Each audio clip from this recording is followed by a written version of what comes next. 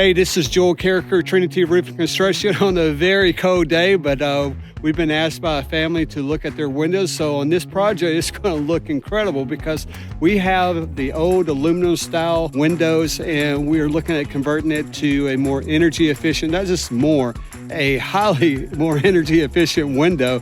Most likely in here would be a vinyl burst or Pella window that we have. We have a lot of windows that we're looking at and changing even how they look to update the home, but the energy efficiency is going to be this night and day. I have Jordan behind me. He's helping me with the measurements and keeping me straight.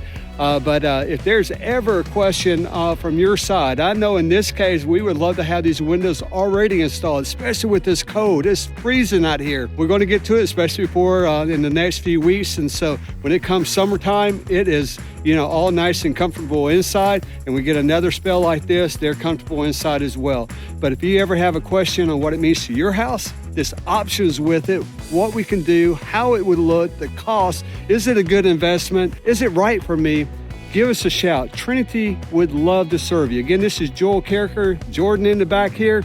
Just give me a call at 214-535-0888. And remember, we always have you covered.